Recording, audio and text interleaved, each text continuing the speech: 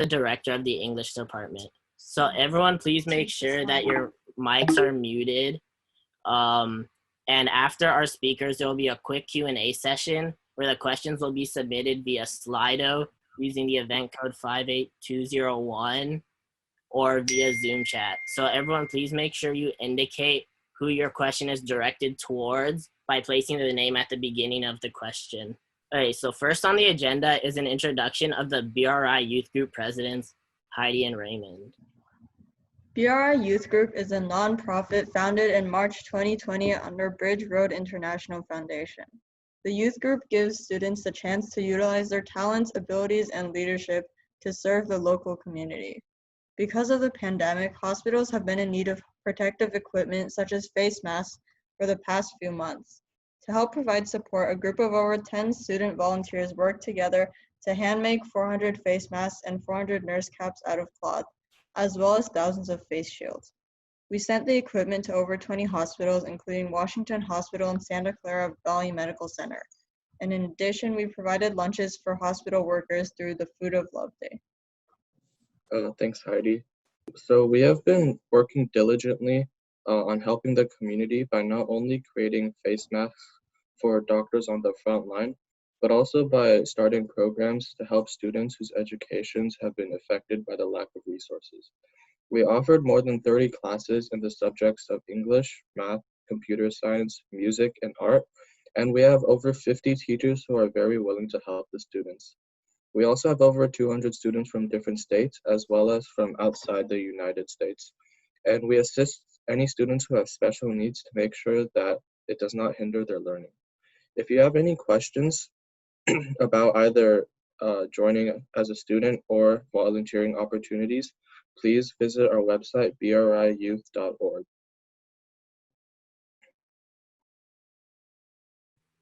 Okay, so just a reminder, so thank you, Raymond and Heidi, for that. But just a reminder, please submit your questions during the Q&A session through Slido using the event code 58201 or the Zoom chat. So we are very happy to have 4 recent college graduates to talk about their college and their career experiences. They all graduated from Mission San Jose High School in 2016. So without further ado, please join me in welcoming Parwana Kazi, Austin Pan, Emily Gosti, and Ariam Alkani. All right. Hello, everyone. Thank you, Sean, so much for the introduction. My name is Parwana, and I recently graduated from Santa Clara University here in the Bay Area as a biomedical biology, public health, and Spanish studies triple major. Right now, I'm taking a gap year as I apply to MD PhD programs, which, if you're not familiar, essentially means that I'm applying to dual degree programs where I'll be doing both medical school and graduate school, hopefully. In high school, I did know that I wanted to be pre-med in college. I had been very lucky to have experiences that showed me that I love patient care and was very passionate about that, but I didn't really know much about research. I hadn't done that, and I definitely had no clue what MD PhD programs even were. So I'm going to talk a little bit about my college experience, what kind of got me here, and we'll go from there. So I entered Santa Clara University as a biology major. I got super involved. I think one of the coolest parts of Santa Clara for me was that it is a relatively small institution. There's about 5,000 undergraduate students. And so as you can see on the screen, I was able to get involved with a ton of cool things, which I'm very grateful for looking back. I think a few of the highlights, I was actually able to take an on-campus EMT class my first year as a freshman.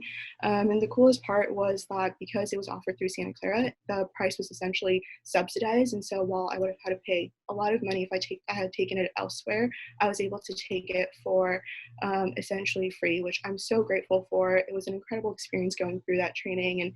And I interviewed for and was accepted onto the Santa Clara EMS team at the end of my first year. And so for the past 3 years, I was able to work as a first responder for my university campus, which was incredible.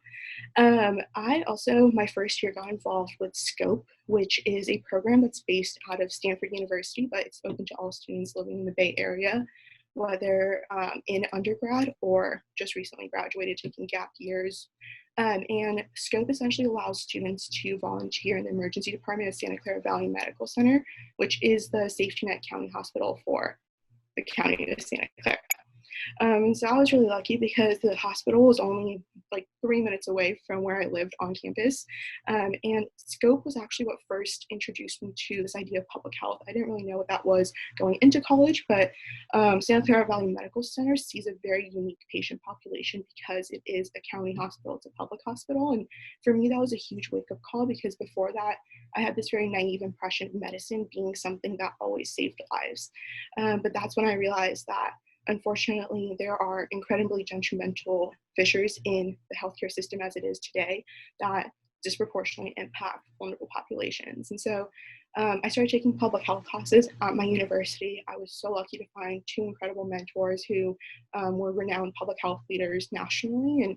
And with their support, I decided that I love public health so much, I wanted to declare a major. And that was at the end of my sophomore year. And the more classes I took within public health, I realized that there was a lot of difficulties that communities of color specifically face within healthcare and medicine. And for me, based on my experience and my background, that was something that really stood out to me and kind of really resonated with me. And so this rehashed my interest specifically in Spanish and the Spanish-speaking community. I had been learning Spanish in middle school and high school and been involved with that community. And so I decided that I wanted to declare a third major, which at that point, everyone that I knew essentially was like, Parwana, you're crazy. What are you doing? I was a junior at that point, adding on a third major. And so I remember everyone from family to friends to some of my professors are like, hello, let's not get too excited here. But I was really, really lucky. Those two professors that I mentioned in the public health department, they became my mentors. And I think one of the biggest, pieces of advice I could give you, regardless of where you end up for college, what you do with your life, find mentors and find good ones. Because sometimes you won't believe in yourself, sometimes others won't believe in you. And it's so incredibly empowering to have people like that who will push you and challenge you and motivate you to do more and be more. So I was so lucky. And at that point, I was very also committed to finding a way to combine all three of these majors. I was very adamant that there was a way I could combine them, and so I started looking for different kind of venues to do that. And so I actually found an incredible internship opportunity through the National Institute on Drug Abuse, and I was lucky enough to be placed with a team through Massachusetts General Hospital and Harvard Medical School in Boston. And so last summer and throughout this whole year, I was able to do research with them, which was the most incredible experience.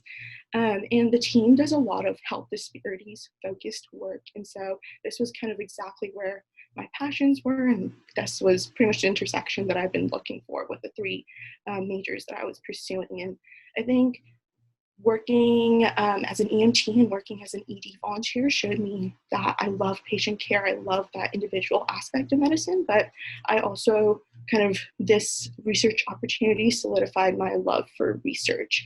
And I think at this point, this was actually my 5th research experience in undergrad. So in all honesty, it definitely took a lot of time to figure out what part of research was exactly for me. To put that into perspective, I went through the communication department at my university. I did chem and biochem research. I did biophysical research, and then I ended up here. So it was a whole journey. But my last year, my senior year at Santa Clara, I was also selected as the bioethics fellow through my school's ethics center, which allowed me to do an independent research project. And I selected to work with the Santa Clara County Public Health Department on a public health project throughout my senior year. And I think especially with the COVID-19 pandemic becoming such a prominent part of so many health discussions, especially I guess from January onward, it was so grounding, I think, to be involved with that and kind of see the incredible power, I think, that research has within medicine especially. So that is how I'm here now. That is kind of my story, the Sparks Note version. There's so much that this journey has taught me, so much that I'm so grateful for.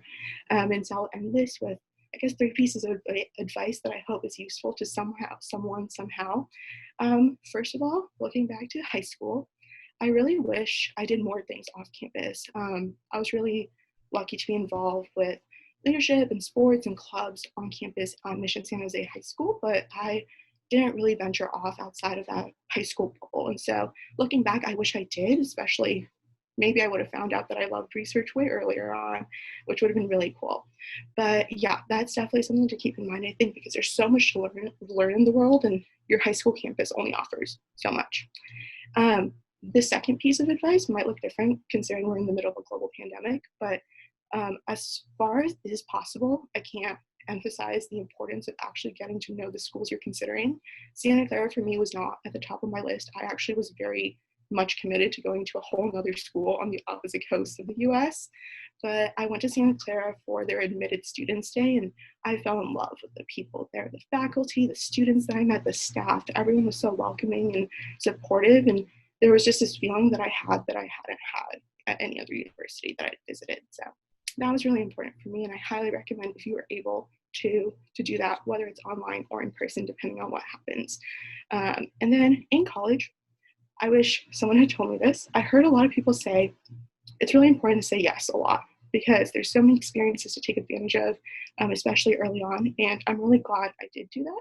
But also, I think it's important to realize that with time, it is so okay to start saying no. I think getting too involved isn't going to be helpful for anyone. And I think I wish I had known earlier on that it's totally okay to narrow your list of extracurriculars as you figure out what is for you, what is not, and kind of narrow down your own focus and I guess career objectives, life objectives, whatever you want to call it.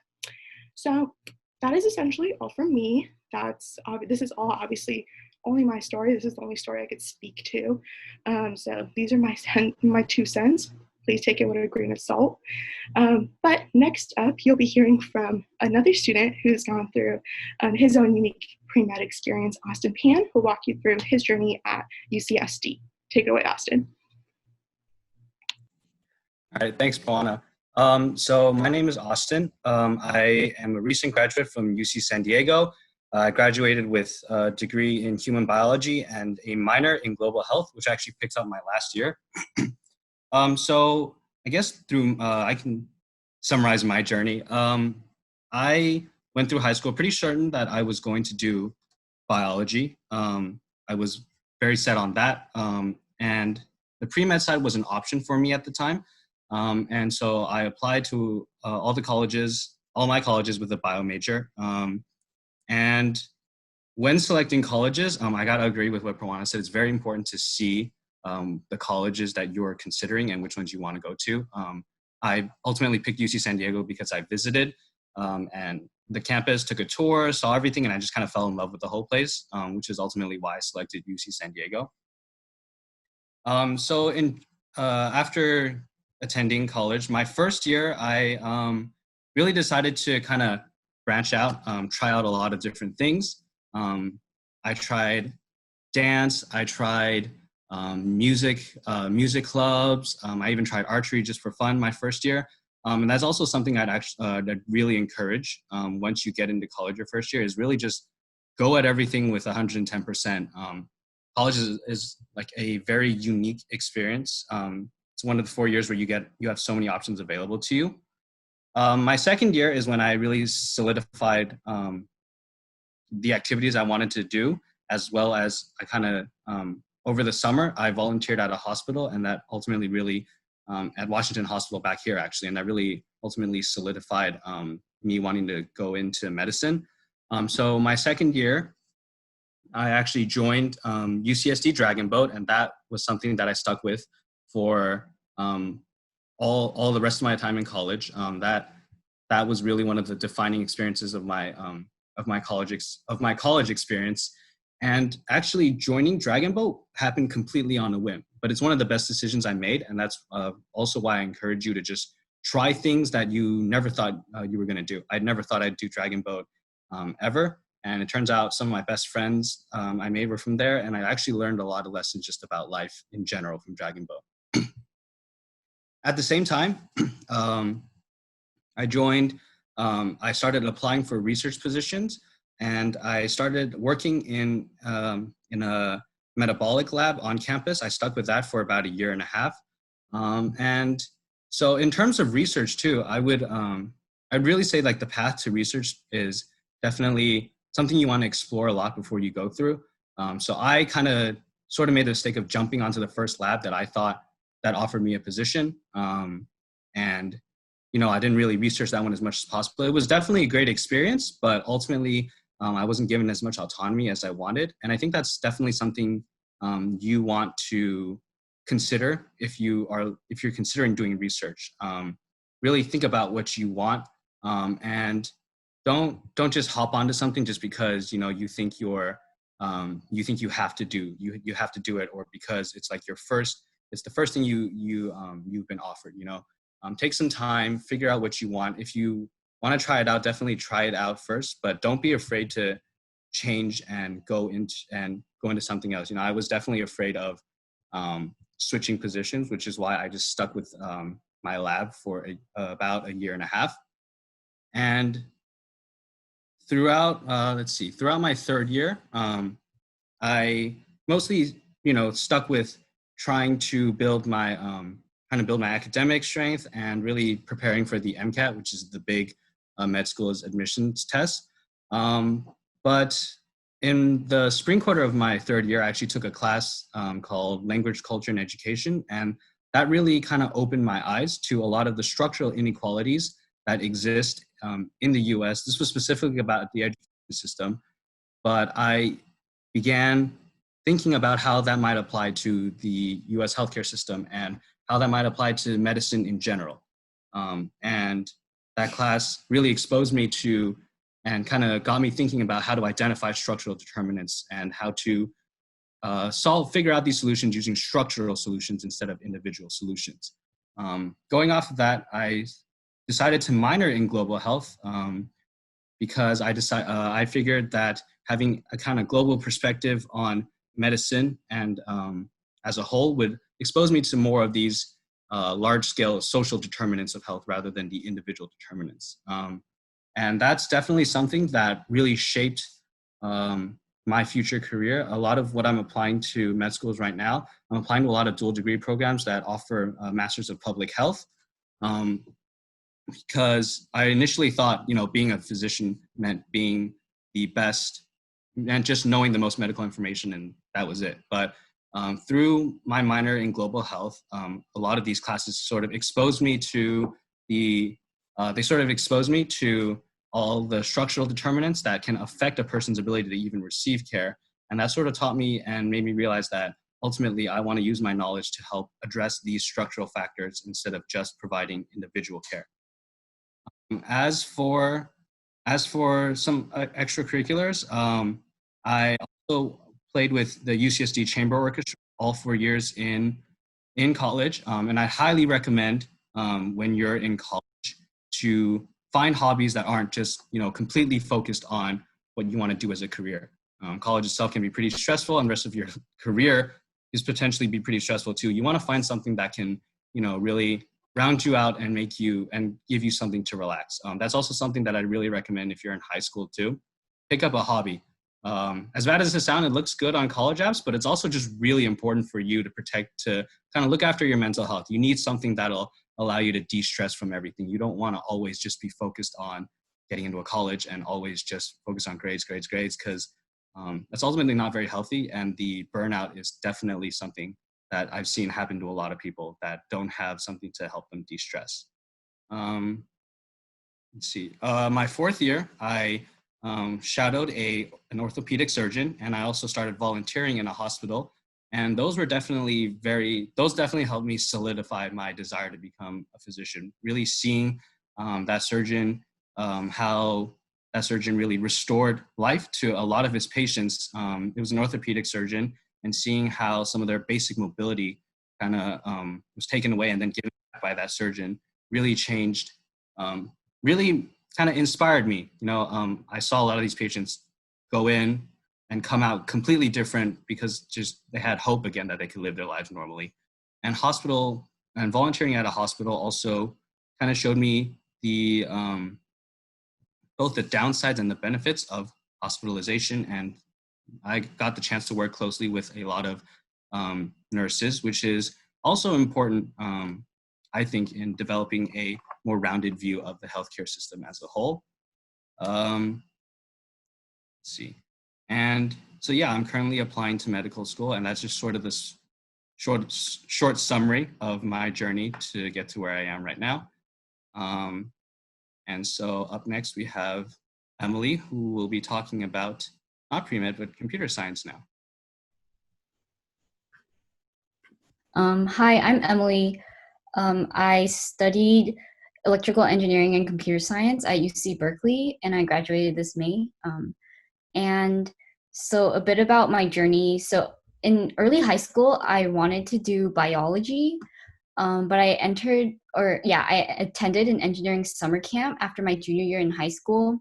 And that's where I first learned that what engineering even was. I found it to be really cool. I really liked building things, and I found CS, computer science, to be really important to all of engineering. And I thought it was the area of study where I could make the most impact. So that's why I chose it. So about my college experience, Berkeley was really fun. It's like a really large public university, so my class sizes were all really huge, so that makes it kind of harder to get resources sometimes, but it's also nice because there's a lot of different types of people to meet and interact with. I was really involved in student organizations.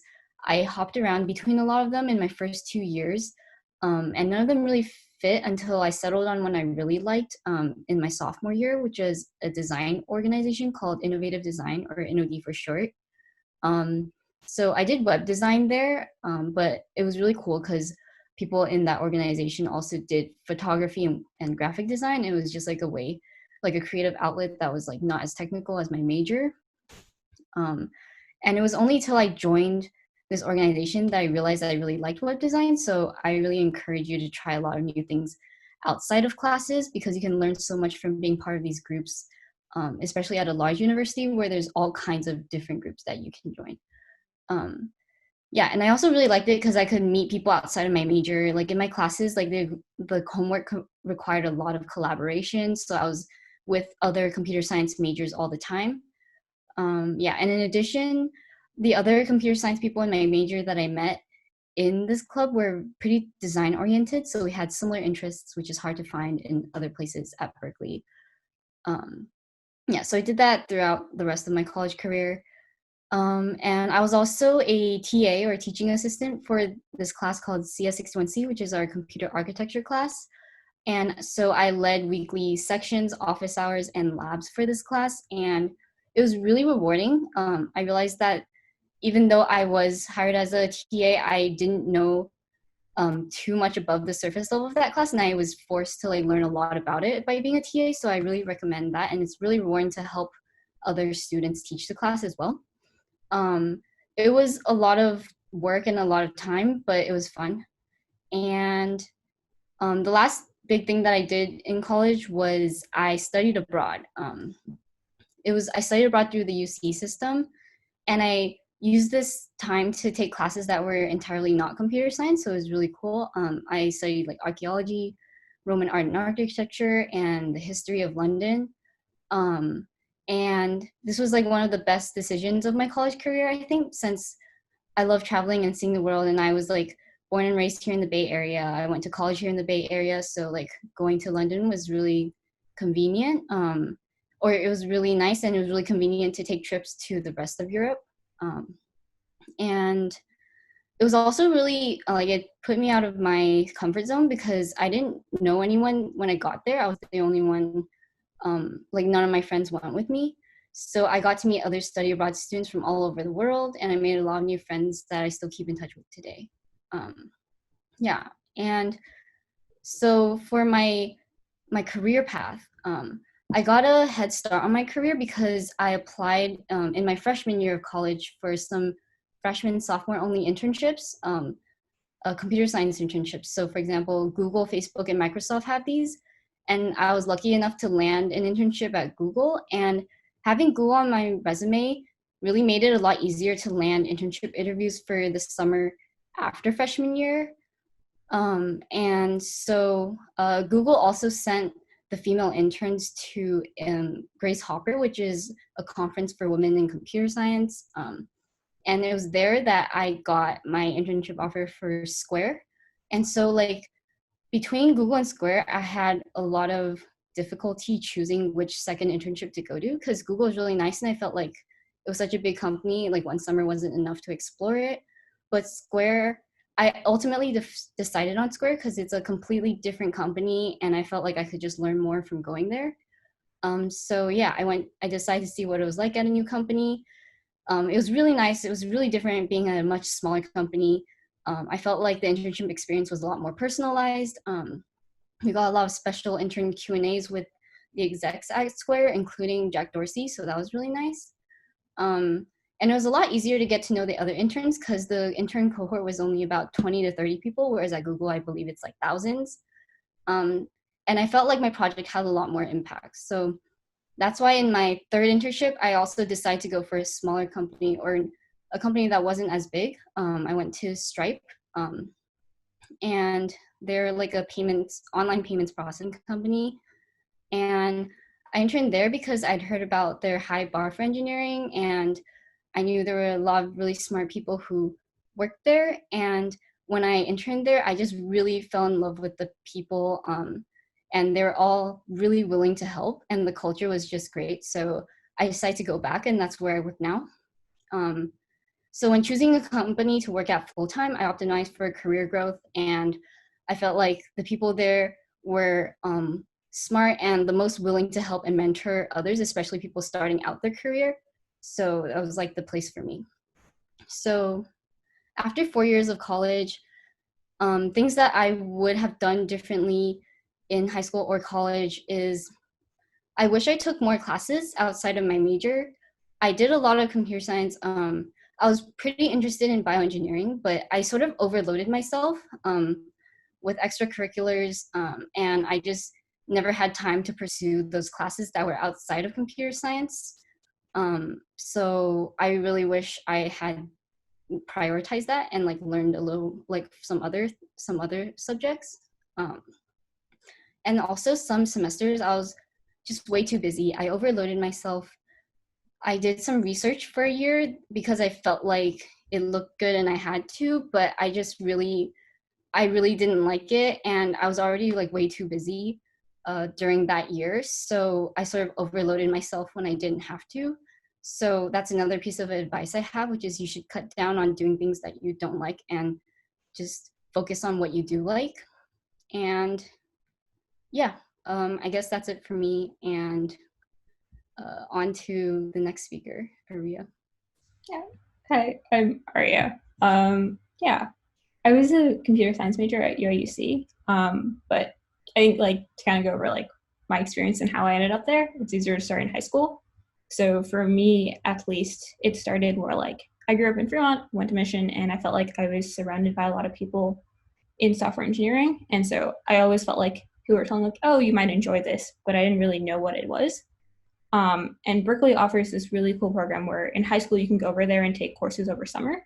So I did that during high school, and I took their intro courses and kind of realized like, oh, this is something I'm really enjoy solving these types of problems. And so when I got to the college process, like it was a lot easier to say, hey, I know I'm applying to CS and I know this is something I really enjoy. And then the major thing I ended up looking for was a school which was big enough because I wanted just a lot of options to explore different specialties and like just have a lot of classes available, which is a lot of why I went to UIUC. And I kind of treated it as like, hey, I enjoy this one thing, I'm going to go through all the intro courses, and then I want to see classes of different specialties within that major, because that wasn't something I really knew that much about. So for me, this looked like distributed systems, machine learning, security, front-end mobile, like all these big topics, and trying to get as diverse of experience. And then I also wanted to reflect that in like my summers. So I found we had a lot of career fair events, so I went to those and looked for internships, and I ended up doing one at OpenGov, which is a smaller startup company that works to make government data more available and help them with budgeting reports, and then Facebook. And those were like vastly different experiences of like size of the company, types of problems you work on. And I kind of like started to gauge like, okay, what do I like? What do I not like? And what do I want to explore more? And I ended up going towards more of a mid-sized company. So I'm at Samsara today. I've been there for about a year. And they're kind of this like middle ground of like, they are a startup, but they're a much larger, mature startup. So roughly 1,500 people. And it was this level of like, I don't know, it was something which I really clicked with, of just like good mentorship, but small enough that I felt like I really connected with the people there and that I knew a lot of them, which I really loved. And then in terms of my college experience, probably some of the biggest things I did was I was taking pretty heavy semesters of like all these classes that I wanted to, but I made sure no matter what I did, at least 1 or 2 credits or like off my course load was dedicated towards something fun. So I took a lot of ice skating and dance classes, and they basically existed every semester for me. And so it gave a good balance. And then I also tried to just get involved in more organizations. I feel like they gave me a place to kind of, I think this makes more sense in terms of like the organization that I spent a lot of time in, which was Hack for Impact, which was basically an org where you work with a bunch of nonprofits. So you reach out to a bunch and they come back to you with problems they have, and you scope out a 6-month to year-long project. You work with them and then you hand it off to them. And so it was the first time I really got to design products end to end. So that was something I really fell in love with. But in addition to that, I think my goal was to just see as many different orgs and try to figure out what was the thing I loved. So I got involved in like hackathon planning. I was a course staff for one of our courses, CS196. Got really involved in like clubs in my dorm over like photography and things like that. And so keeping it really balanced. And I think that gave me like a good balance between school and like kind of exploring interests and having that a little more self-driven. Yeah, I think those are big things about my college. And then I think looking back, the one thing I would probably do differently is I think I very much rushed of like, I knew I was excited about my major. I wanted to take all these courses as fast as possible. And I felt like very early on, I was like, oh, I'm done with all my major courses. What do I do now? And I wish I kind of took that more slowly and just spent more time like doing just a few a semester instead of trying to overload myself, because I felt like I ended a lot early. So I actually graduated in 3 years, and I think that was due to my overloading early on. And so in retrospect, I think I would have enjoyed spending the whole full 4 years, but I mean, that's how it ended up. And I definitely don't regret being at Samsara and like having those opportunities. But yeah, that's me. I guess it goes back to Sean.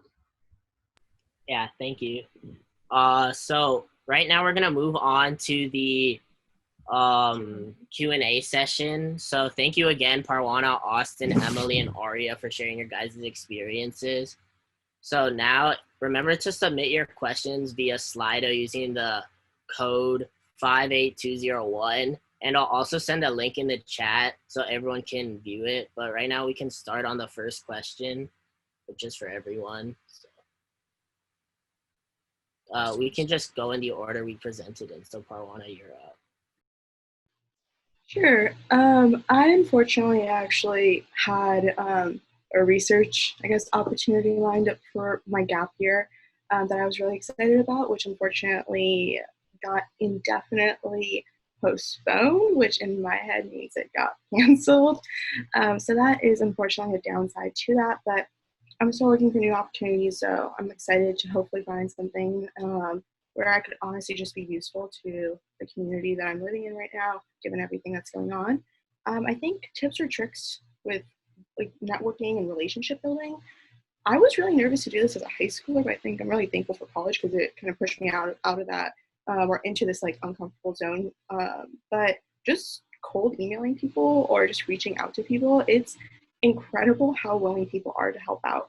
I have been really lucky to just like reach out to people throughout this process of med school applications and be like, hey, you're at a school I'm really interested in.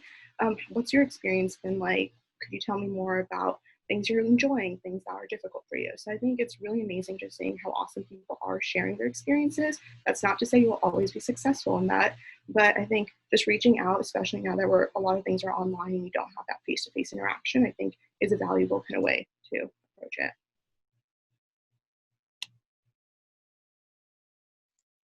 All right, this is kind of gonna sound a little sad. In terms of like socially speaking, the pandemic didn't affect me that much. Like I wasn't going out and partying much prior to this anyway, so staying at home was kind of not that big a change for me. Career-wise, definitely, there was a pretty big effect. I was originally planning on working in the hospital as a scribe for my gap year, just to get more clinical experience, really see what day-to-day life in a hospital is like. Obviously, with the pandemic now, it's extremely difficult to do that and pretty dangerous, and most of those positions aren't open. So I had to change it up. I'm currently applying to a research position in a lab at UC Davis that's studying SARS-CoV-2. So I'm excited to start that.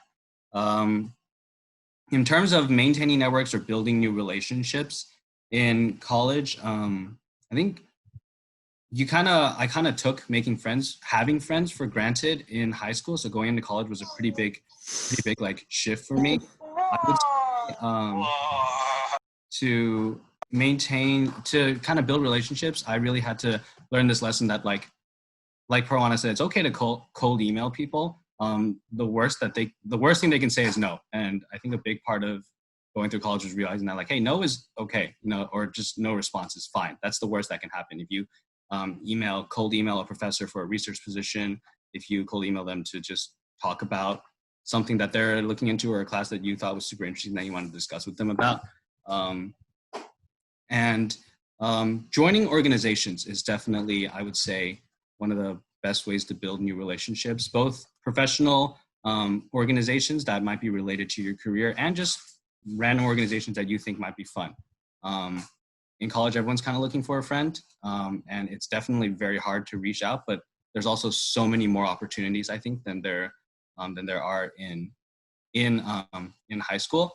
In terms of building new relationships with professors too, I would say that's also really important. And it's also a great opportunity. A lot of these guys are experts in their fields, and they have so much wisdom and so much knowledge to share with you. I would say if you have a professor that you're super interested in, more than likely they're very excited to share information with you too, or to just know you better. So definitely take advantage of that too. It's sort of different than the dynamic in high school. You can definitely, a lot of these professors I would say are actually more casual during office hours or outside of lecture. And it's really great to just get the opportunity to talk with them and just hear their opinion on a lot of things. It's definitely a lot of knowledge that you won't get just in the classroom.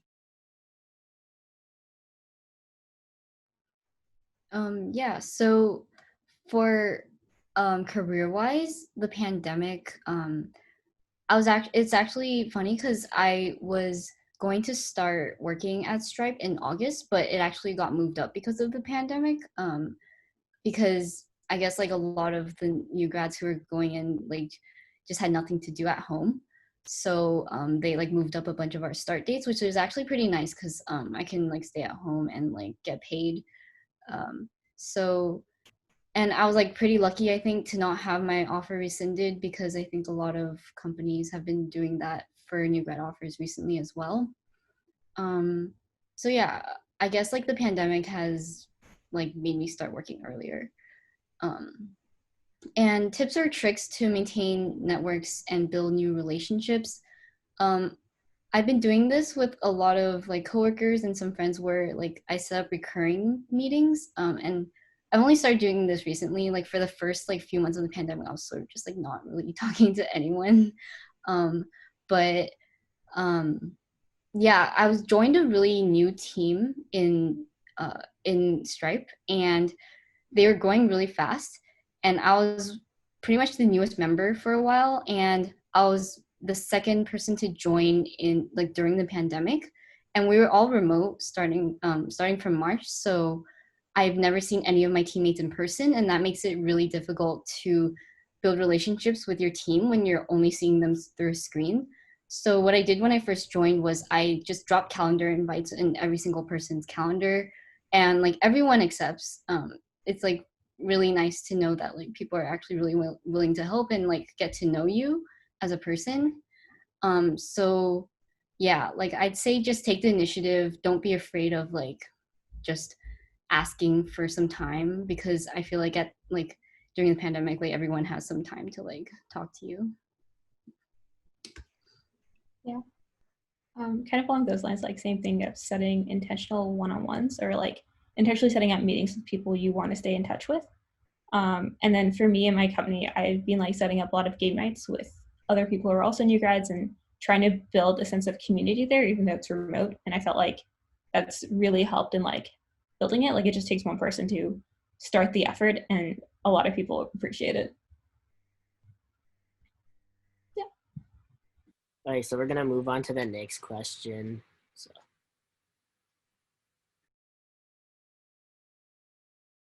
Austin, can you go first? Sure. Yeah. Oh, this one hits close to home. Definitely, I feel that like all the time, and honestly, I still do. That's that kind of goes. I think there was a later question about imposter syndrome, so I'll probably answer that too. It's definitely very prevalent. It happens a lot. You'll go into college and you'll realize that you'll see some of the smartest people you've ever met. It's like terrifying. But I think I learned pretty quickly that there's different kinds of comparison. There's an unhealthy aspect to comparison that I learned to shed, of just like, I need to be better, I need to beat this person, versus this is like a pretty good goal that's like within my reach that I should go for. It's definitely something I still struggle with quite often, that like I still think that like, I'm not qualified enough, I'm not smart enough. And something, I don't know, I'm pretty sure a lot of pre-med students feel this too, but like, I'm not unique enough, it's easy to feel pretty cookie cutter. And that's just something that I had to build a habit of like telling myself, partly by ignoring and really not straight up asking about grades all the time, because that can get into your head and get really, really, really like detrimental to your self-worth. And so I kind of stopped doing that. And in terms of like thinking I'm not unique enough, something a friend told me, which eventually that got through me, was it doesn't matter if your experiences aren't as unique as like the things you read about. There's always going to be that one person that went to another country and helped develop, say, an irrigation system. There's no sense in trying to compare yourself with that or trying to beat that. Things are unique because your experiences are unique because you're the one that experienced them. And if you write it with that and you have that sort of mindset, that's more than enough, just because you're the one that experienced it and you're the one that's talking about it. Oh, also, sorry. Having like a lot of supportive friends is also really great for getting through that imposter syndrome. Friends that know what you're going through or can, affirm your self-worth.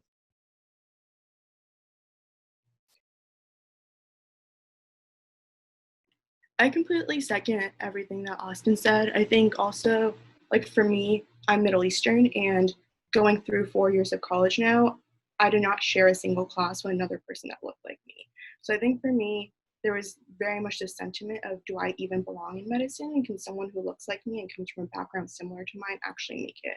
Because no one else in my family has gone to medical school. No one's even gone mildly in the direction of the health sciences. And so I think for me, there was a lot of self-doubt, especially at the beginning of college, that came with that. And I completely agree with what Austin said about finding kind of your support system, whether that's friends or mentors, like I said before, because I think sometimes we're all so hard on ourselves and we are so easy to get down on ourselves, but having those people around us who are able to kind of help us find that perspective again and not lose sight of like the bigger picture is so important, and definitely something I think that helped me overcome those feelings and those moments of self-doubt. And I think also, generally speaking, I think it's really cool getting more involved in things that relate to whatever field you're going into, especially if you feel like this, like, I guess imposter syndrome is the official term for it. But I think for me, like getting involved at school as an EMT and then off campus as an emergency department volunteer and like taking various leadership roles, I was like, I could do this. I can work just as hard as anyone else. I have what it takes. Like I can do this as long as I put in the effort and the work and the time. So I think just being definitely, I think addressing the feeling you're having, making sure you understand like this is very valid. A lot of people go through it, especially as a pre-med, and then kind of being intentional with steps you take to address that and kind of finding what's comfortable for you in that path.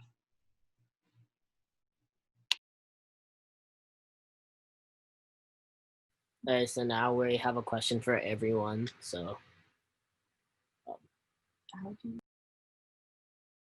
Uh, so Austin, can you go first again?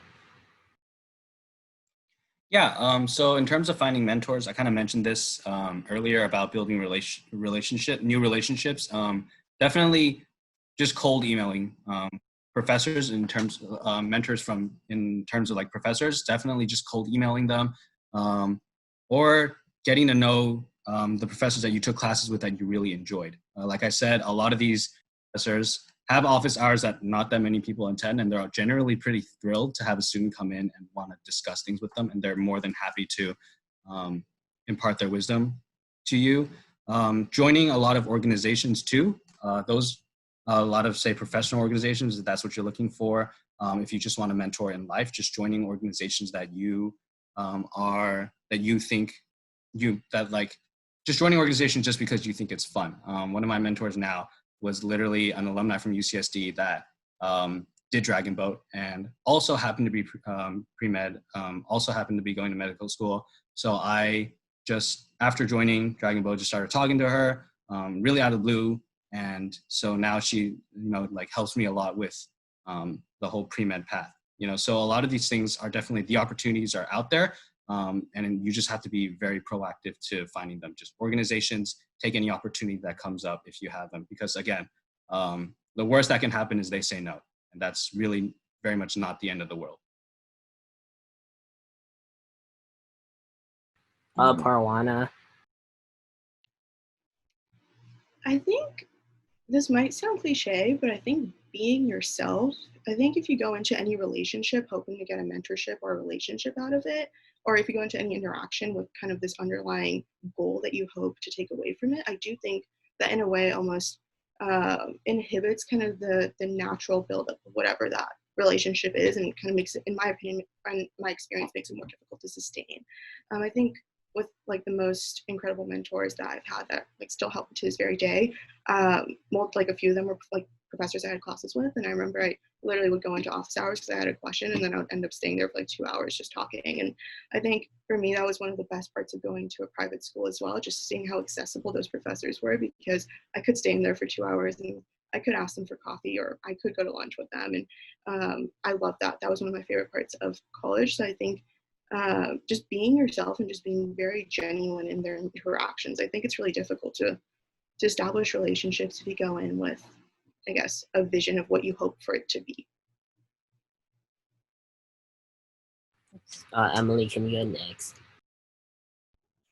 Yeah, I think I'm gonna repeat a bunch of points, but I just feel like if you proactively look for people that you want to learn from, and like you just reach out to them and don't be afraid of rejection, just cold email or message them, then and you ask like good questions, like questions that you're genuinely interested in, I think the mentorship relationship will naturally form. Yeah. Aria. Yeah, I think it's also along the same lines of, I think for me it was a lot through organizations, or I was a part of this club called ACM, which it basically hosts workshops for different topics within CS. And I would go to those, and they're taught by other students. So it was this very casual of like, if you had questions, they're willing to ask. And I've met a lot of people who are very passionate about a certain thing, and asking them questions and like having that start as a friendship and then growing to someone who you also can look up to and ask questions to. It kind of started to become both, and I really love that. And then I think working now, it's like generally on my team there are a few, like there's a team lead and like other people management who are there. So just like setting up one-on-ones, talking to them about their careers, decisions they made. That's been some of the best mentorship I've gotten. All right, so we're moving on to the next question. So can Emily go?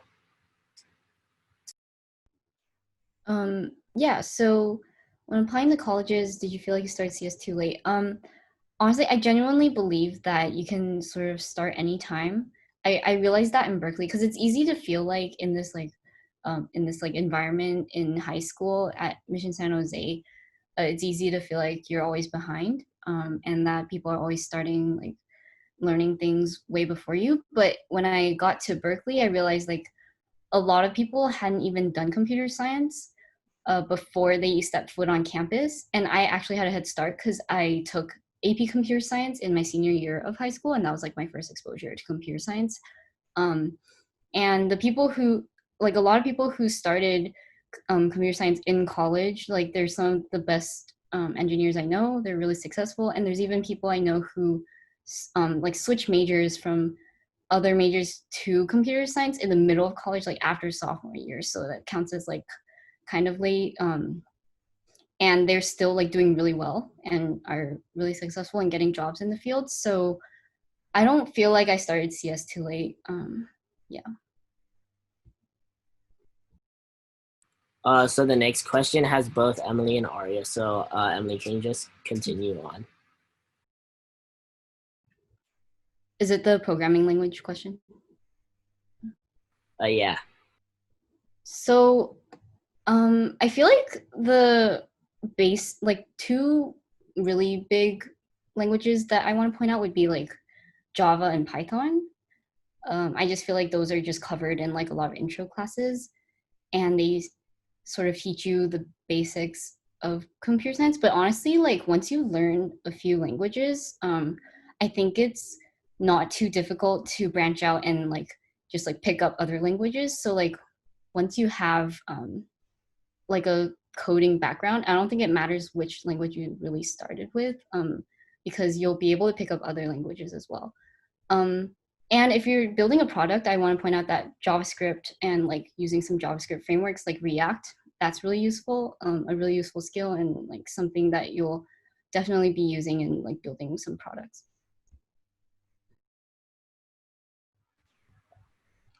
Yeah. Should I go? Yeah, just go.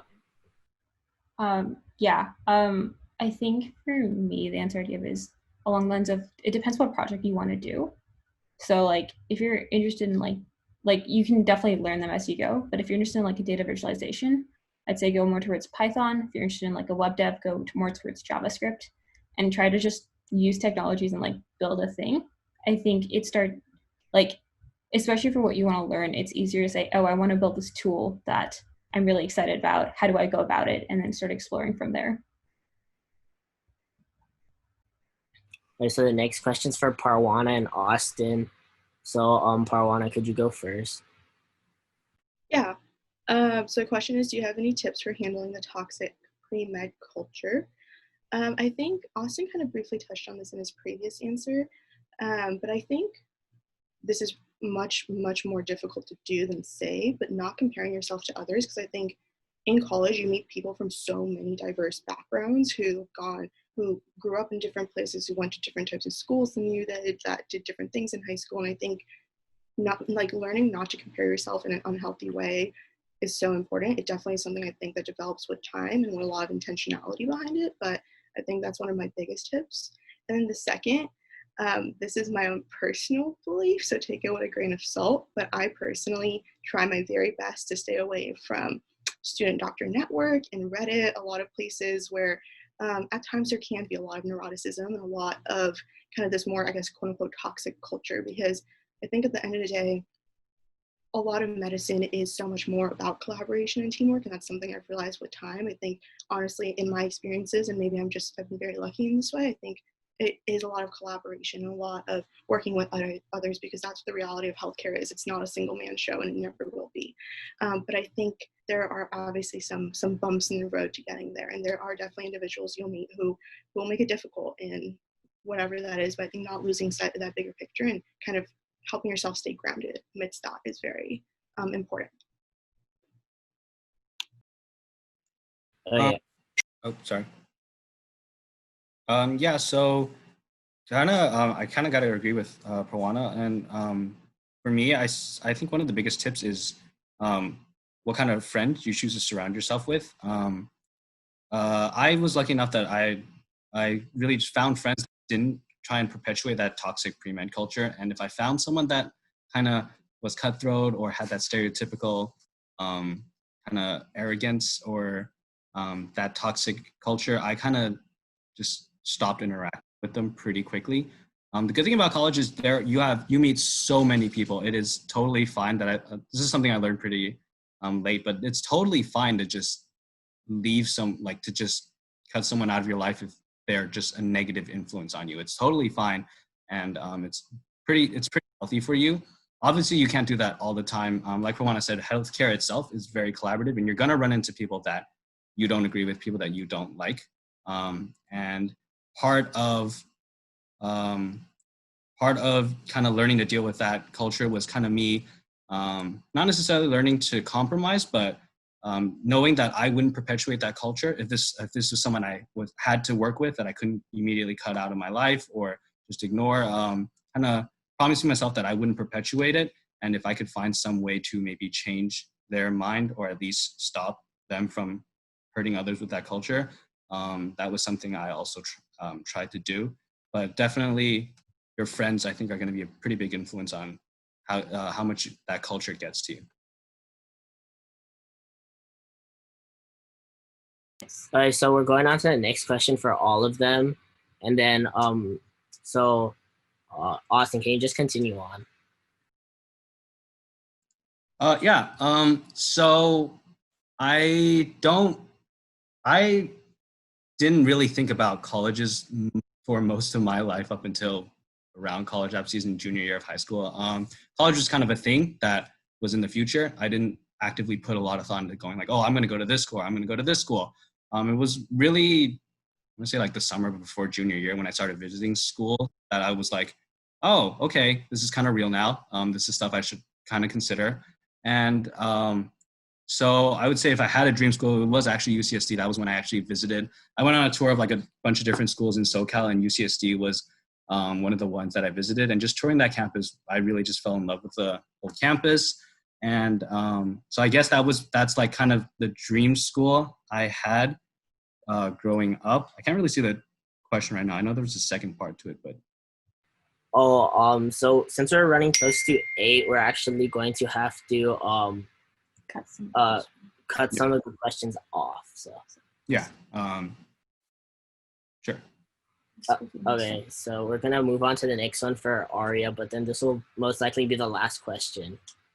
So yeah. So for internships, I think so I did 2 of them. So talking about me, yes, to an extent, I wish I did more because they're set to be 10 to 12 weeks. So it's very easy. You go into like a team, they show you a project, you got to scope it out, you got to do it. And it's this perfect time to get a snapshot of what is working at that team like.